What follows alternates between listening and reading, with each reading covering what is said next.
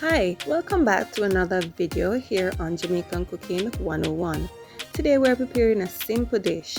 It is steamed callaloo and kidney beans. Yes, no meat. It is ideal for vegetarians. So let me set up the ingredients and we'll be right back. Stay tuned to Jamaican Cooking 101.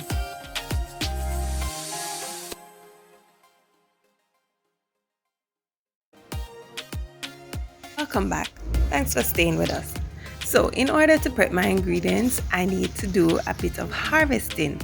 Oh yes, I'm harvesting some fresh callaloos from my garden. Now, from time to time, I'll take you to my backyard garden where I reap a few fruits or vegetables for our videos. Now, I'm reaping some callaloos, but beside the callaloo, I have some ginger and I have some tomatoes and pineapples. Why the pineapple them don't look like them coming, but we're working with them same way. So I have the fresh callaloo here and we're gonna take them inside and prep them for meal preparation. All right, so we have the callaloo here and we must first strip the callaloo and then we go ahead and wash. I have also pre-prepared the other ingredients and we'll take a look at them shortly. In preparing your callaloo, you want to check the leaves to make sure they are not too badly eaten by insects. And when we say eaten by insect, this is not anything bad. Usually in Jamaica, if insect not biting up the callaloo, you don't want to eat that. All right. So we go ahead and cut the stems and then pare down the skin on the stems. This is called rough edge, but we don't want so much rough edge on the callaloo. It will cause the callaloo to be hard when you're cutting up and it will take a longer time to chew it. It's quite unpleasant, so you want to take away some of it. All right, so this is just a small amount of callaloo, so we went fast with that. Now we are going to wash, and people will wash their callaloo differently. Remember, I don't wash callaloo after cutting up because you're simply rinsing away a lot of your nutrients. You want to wash the leaves separately. Make sure you're checking for any debris because you know you're coming from the garden, so you want to make sure that there isn't any debris, any dirt or anything on its leaves or stems. You can go through and do them individually or you can rinse them collectively. You can also add some salt to the water and this will help in getting rid of some of the bacteria or on the leaves and stems. So I'm placing them in a colander to drain and then we're going to go right ahead and do a rough chopping. Now, some persons don't use a cutting board to cut callaloo. You know, you just do a quick thing in the hand and you just use the knife and cut them up like an onion or something like that. But today I'm using the cutting board because I think this is the safer way. Usually after cutting up callaloo in the hand, you find that half of your big finger gone in the callaloo. Can I say that? All right. So I'm cutting the callaloo in half and then fitting it together. Go right ahead and squeeze it tightly so that you can get a nice fine chop. If you want it a bit finer than this, then that means you go right ahead.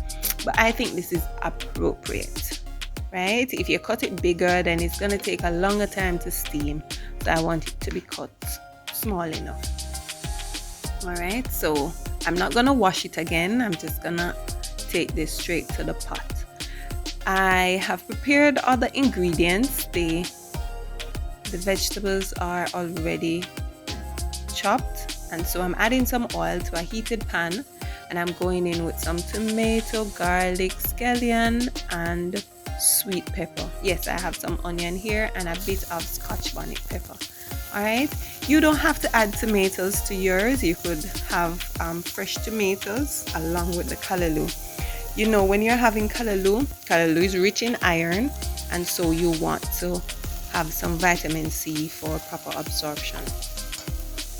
I am adding the callaloo the chopped callaloo to the sauteed seasoning. I'm not going to be adding any water. I'm going to lower the flame and allow it to steam up. Now the kidney beans that I'm going to be adding here, they are rich in protein and some amount of starch. They have been pre-cooked in coconut cream and scotch bonnet pepper and some garlic. So I'm gonna add that shortly, but I'm giving the callaloo a good stir. You're noticing the color is still rich. You don't want to have your callaloo being olive green. That means you've overcooked it. So I'm adding a bit of margarine or butter, and then I'm going straight in with the red kidney beans. All right, this is the same beans we use for rice and peas, traditional rice and peas, but they are versatile. So I'm using them here in space of saltfish or whatever other meat protein you would add to callaloo, right? So this would be ideal for vegetarians. Rastaman might be interested in it too, but he might not want a salt in anything. So if you're preparing for Rastafarians, you can adjust the recipe by not adding salt and black pepper and whatever else they don't consume. I'm lowering the fire and allowing it to steam up a bit. Now the steam or the water that collects on the pot cover, you just drain that off in the pot. Right, so we have turned off the fire, and you know me, you allow it to sit for a minute and then you serve up. So I'm going now to serve up in a nice bowl, and you can see the amount of liquid in there, and I did not put any water or anything in because the callaloo has a large amount or a great amount of water, and so that would have allowed for good cooking. And you know, in Jamaica we say it's bring its own water. Right, so I'm serving this up with some freshly chopped tomatoes. Tomatoes are said to be rich in vitamin C, so it will aid in the absorption of the iron from the callaloo. Now this is an ideal dish for teenage girls, pregnant women, just about anybody in the family. This is a loaded, a beautiful dish that you can serve up with just about any kind of starch. This could be an appetizer. You could fill this in some toast cups, or you could put it on crackers and melt some cheese on it, however you like it. And I just love that the color is still rich and beautiful. Today I'm serving it up with some fried breadfruits. Yes, fried breadfruits. So guys, try this little recipe and tell us how it turned out. Thank you again for watching Jamaican Cooking 101.